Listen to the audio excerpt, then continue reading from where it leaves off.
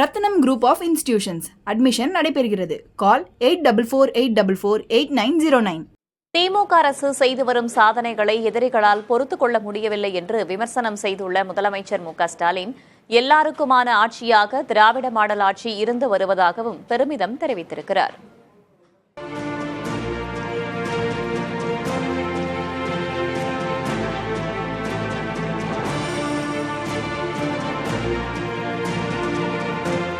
இரண்டு நாட்கள் பயணமாக திருச்சி சென்ற முதல்வர் மு.க.ஸ்டாலின் பஞ்சப்பூரில் நடைபெற்ற விழாவில் 830 கோடி ரூபாய் மதிப்பிலான நலத்திட்ட உதவிகளை பயனாளிகளுக்கு வழங்கினார். பஞ்சப்பூர் பசுமை பூங்கா இருந்த இடத்தில் தந்தை பெரியாரின் 20 அடி உயர வெண்கல சிலையை திறந்து வைத்த முதல்வர் ஸ்டாலின் 236 கோடி ரூபாய் மதிப்பீட்டில் அமையவுள்ள பெரியார் ஒருங்கிணைந்த காய்கறி அங்காடிக்கு அடிக்கல் நாட்டினார்.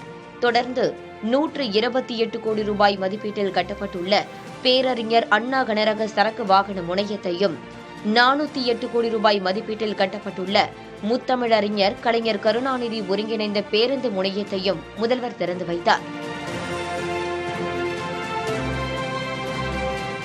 நிகழ்ச்சியில் உரையாற்றிய முதல்வர் ஸ்டாலின், எல்லாருக்குமான ஆட்சியாக திராவிட மாடல் ஆட்சி இருந்து வருவதாகவும் வருங்காலங்களில் இன்னும் பல சாதனைகளை படைக்கவிருப்பதாகவும் கூறினார்.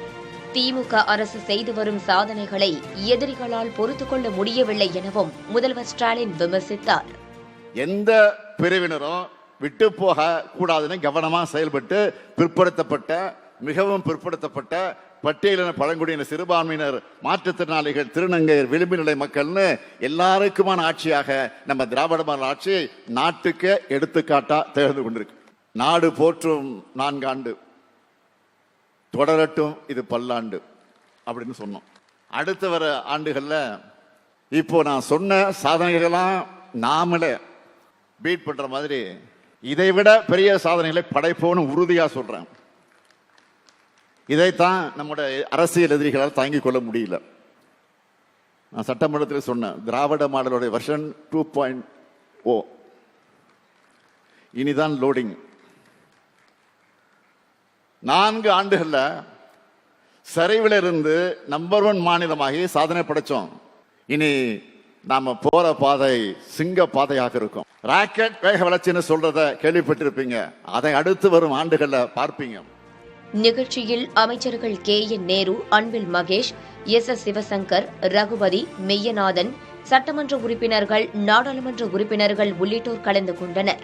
புதிய தலைமுறைக்காக ஒளிப்பதிவாளர் சசிகுமாருடன் செய்தியாளர் சார்லஸ்.